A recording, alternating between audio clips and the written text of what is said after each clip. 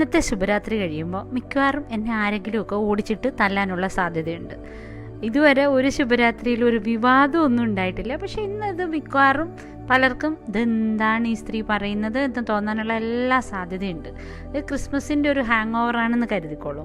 ഈ ക്രിസ്മസിന് എൻ്റെ പല സുഹൃത്തുക്കളും, എൻ്റെ സുഹൃത്തുക്കളുടെയൊക്കെ മക്കൾക്കൊക്കെ ഒരു 25-30 ആ ഒരു പ്രായമായിരിക്കുമല്ലോ. പലരും ഇതേപോലെ വളരെ സന്തോഷപൂർവ്വം പറഞ്ഞൊരു കാര്യമാണ്, വീട്ടിൽ തന്നെ ഇരുത്തി ഭർത്താവിനെ, വെളിയിൽ പോയി കഴിഞ്ഞാൽ കൂട്ടായി സ്മോളായി വേറെ പണിയില്ല. കണ്ടുപിടിക്കണമെന്ന് ഞാൻ ഒരിക്കലും പറഞ്ഞില്ല, അതല്ല വിഷയം. ഇത്തരം കാര്യങ്ങളിൽ നമ്മൾ ചിന്തിക്കുന്ന, നമ്മൾ എടുക്കുന്ന ഒരു റിജിഡിറ്റിയാണ്. ഇത് ഞാൻ ആലോചിച്ചിരുന്നപ്പോഴാണ് മോങ്ങാനിരുന്ന നായുടെ തലയിലേക്ക് ഒരു വലിയ തേങ്ങ വന്ന് വീണതുപോലെ രാവിലെ എന്നെ കുറ്റാന്വേഷണത്തിൻ്റെ കാണാപ്പുറങ്ങൾ പോലീസ് ഡയറി എന്ന പുസ്തകം ഈയിടെ എഴുതി, അത് ഭയങ്കര ഹിറ്റായിട്ട് മൂവ് ചെയ്യുന്നുണ്ട്. DC ബുക്സാണ് ഇറക്കിയത്. എൻ്റെ ഒരു ഏട്ടന മാതിരിയുള്ള N. രാമചന്ദ്രൻ IPS രാമചേട്ടൻ്റെ ഫോണ് വന്നത്. അദ്ദേഹം കുറ്റാന്വേഷണത്തിൽ കണ്ടിരിക്കുന്ന ഒക്കെ കൂടിയുള്ള ഒരു പുസ്തകമാണ് ഈ കുറ്റാന്വേഷണത്തിൻ്റെ കാണാപ്പുറങ്ങൾ എന്ന പുസ്തകം. ആ പുസ്തകത്തിലെ ഒരു കാര്യം പറഞ്ഞാണ് ഞങ്ങൾ സംസാരം തുടങ്ങിയത്.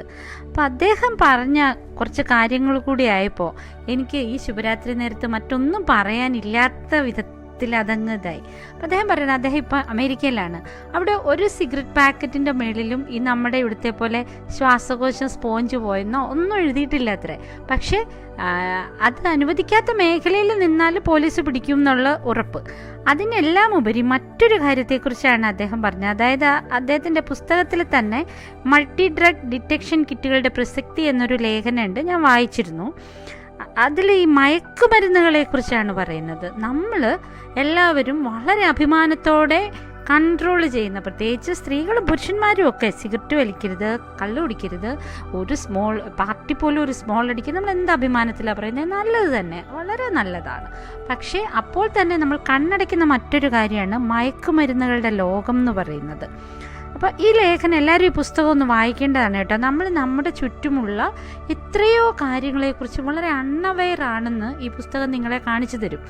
നമ്മൾ നടക്കുന്ന പാതയുടെ ഓരങ്ങളിൽ ഏതെല്ലാം കരിമൂർഖനുകളും രാജവെമ്പാലയുമാണ് ഇരിക്കുന്നത്. നമ്മൾ എത്ര അശ്രദ്ധമായിട്ടാണ് സഞ്ചരിക്കുന്നത്. ആ അശ്രദ്ധയാണ് പലപ്പോഴും നമ്മളുടെ സെക്യൂരിറ്റി ആയിട്ട് നമ്മൾ കണക്കാക്കുന്നത് എന്ന് ഈ പുസ്തകം വായിക്കുമ്പോൾ നമ്മുടെ മനസ്സിൽ ബാക്കി നിൽക്കുക. അത് ഞാൻ പിന്നെ നമ്മൾ വിശദമായിട്ട് പറയാം. പക്ഷേ ഇതിനകത്ത് നമ്മൾ അടുത്തിടെ കേട്ട ഏറ്റവും വലിയ ഒരു കാര്യം തന്നെയാണ് ലഹരി പാർട്ടികളെക്കുറിച്ച്. അദ്ദേഹം എഴുതിയിരിക്കുന്നു, പല നഗരങ്ങളിലും ലഹരി പാർട്ടികൾ കൃത്യമായി സംഘടിപ്പിക്കുവാൻ പ്രാപ്തരായ ഒരുപറ്റം ആൾക്കാരുണ്ട്. കോർഡിനേറ്റേഴ്സ് എന്നാണ് ഇവർ അറിയപ്പെടുന്നത്. ക്ഷുഭിത യൗവനങ്ങളുടെ കൂട്ടായ്മയായി ഈ കലാപരിപാടികളെ മാറ്റാൻ കഴിവുള്ളവരാണ് ഇവർ. വളരെ മാന്യമായി പെരുമാറുന്ന പ്രൊഫഷണലുകളുടെ പരിവേഷമായിരിക്കും ഇവരിൽ പലർക്കും. ഇത്തരം കൂട്ടായ്മകളിൽ ഇവർ തങ്ങളുടെ സജീവ സാന്നിധ്യം ഊട്ടിയുറപ്പിക്കുന്നു. പാർട്ടികളിൽ മയക്കുമരുന്നുകളുടെ ലഭ്യത ഉറപ്പുവരുത്തുകയാണ് ഇവരുടെ പരമമായ ഉത്തരവാദിത്വം. പല ലഹരി മാഫിയ സംഘങ്ങളുമായി ഇവർക്ക് ആഴത്തിലുള്ള ബന്ധമുണ്ടായിരിക്കും. സ്ഥിരമായി പാർട്ടികളിൽ പങ്കെടുക്കുന്നവരുമായി വ്യക്തിബന്ധങ്ങൾ സ്ഥാപിക്കുവാനും ഇവർ താല്പര്യം കാണിക്കാറുണ്ട്. സുദൃഢമായ വലിയൊരു കൺസ്യൂമർ ചെയിൻ കെട്ടിപ്പടുക്കുന്നത് അധികം നാളൊന്നും വേണ്ടിവരില്ല. അത് നമുക്കെല്ലാം അറിയാവുന്ന കാര്യം. ഇനിയുള്ള കാര്യമാണ് നമ്മൾക്ക് അധികം അറിയാൻ വയ്യാത്ത കാര്യം. അത് ഞാനൊന്ന് വായിക്കട്ടെ. ഈ ഡ്രഗ് കഴിച്ചിട്ട് എന്തുകൊണ്ടാണ് നമുക്ക് പലപ്പോഴും ആ ഡ്രൈവറെ ഡിറ്റക്റ്റ് ചെയ്യാൻ കഴിയാത്തത്? കള്ളു കുടിച്ചിട്ടുണ്ടെങ്കിൽ നമുക്കത് മനസ്സിലാക്കാൻ പറ്റും, പെട്ടെന്ന് ഡിറ്റക്റ്റ് ചെയ്യാം. പക്ഷേ മയക്കുമരുന്നിൻ്റെ കാര്യമാണ്. കേരള പോലീസിൽ സാർവത്രികമായി ഈ ഡ്രഗ് ഡിറ്റക്ഷൻ കിറ്റുകൾ ഉണ്ടായിരുന്നെങ്കിൽ പല ഹീനരായ കുറ്റവാളികൾക്കും കൂടുതൽ കനത്ത ശിക്ഷ ലഭിക്കുമായിരുന്നു.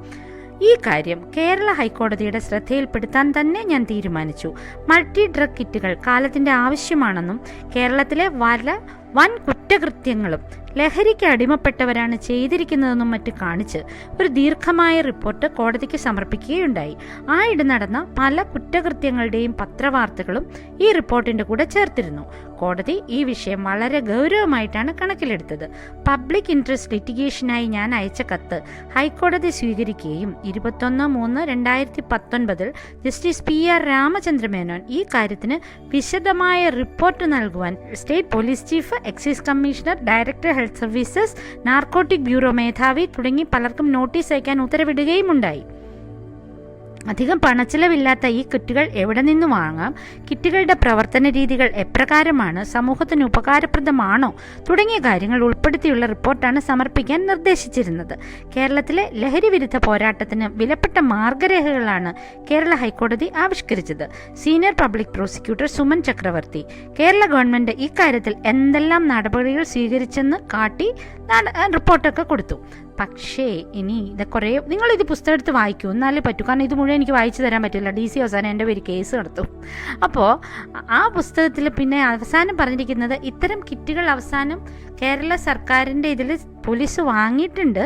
എന്നിട്ട് അതിനെന്ത് സംഭവിച്ചു എന്ന കാര്യത്തിൽ ഈ ലേഖനം എഴുതിയ N. രാമചന്ദ്രൻ IPS തന്നെ എന്താണ് എന്ന മട്ടിലാണ് ആ ലേഖനം അവസാനിപ്പിച്ചിരിക്കുന്നത്. നമ്മൾ എന്തൊരാഘോഷമായിരുന്നു പബ്ലിക് പ്ലേസിൽ സിഗരറ്റ് വലി നിർത്തി എന്ന വാർത്തയ്ക്ക് കൊടുത്തത്. അതിന് ഒരു മോനമ്മ കൊക്കാട് മുന്നോട്ട് വന്നതിനെക്കുറിച്ച്, എന്നിട്ട് ഇവിടെ സിഗരറ്റ് വലി പക്ഷെ കുറെ കുറഞ്ഞിട്ടുണ്ടാവാം, അതിനെക്കുറിച്ചുമല്ല ഞാൻ പറയുന്നത്. അതിനേക്കാളൊക്കെ എത്രയോ ഇരട്ടി മാരകമായ ഈ മയക്കുമരുന്നിനെക്കുറിച്ച് നമ്മൾ എന്താണ് ചിന്തിക്കാത്തത്? നമ്മൾ എത്ര അഭിമാനകരമായിട്ടാണ് ഇന്നലത്തെ ദിവസം നമ്മുടെ വീട്ടിലെ എല്ലാവരെയും പിടിച്ചു നിർത്തി അവരുടെ സദാചാരവും അവർ ലഹരിക്കെതിരെ അവരെ പിടിച്ചു നിർത്തിയത്. നമ്മൾ എന്തുകൊണ്ടാണ് നമ്മുടെ ഇടയിൽ നുഴഞ്ഞു കയറുന്ന, നമ്മുടെ ശിരസോളം എത്തി നിൽക്കുന്ന ഈ വലിയൊരു വെള്ളപ്പൊക്കത്തെ കാണാത്തത്?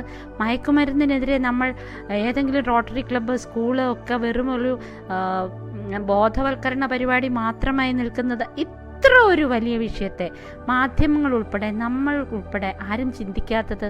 ഒരു ആക്സിഡൻറ്റ് നടന്നാൽ മദ്യപരിശോധന അല്ലാതെ മയക്കുമരുന്ന് പരിശോധന നിർബന്ധമാക്കണം എന്ന് മുന്നോട്ട് വരാത്തത്? ചിന്തിക്ക്. ഇതൊക്കെ കൂടെ ചിന്തിച്ചാലേ നമ്മുടെ ബാക്കി രാത്രികളൊക്കെ ശുഭരാത്രി ആവുകയുള്ളൂ. ശുഭരാത്രി.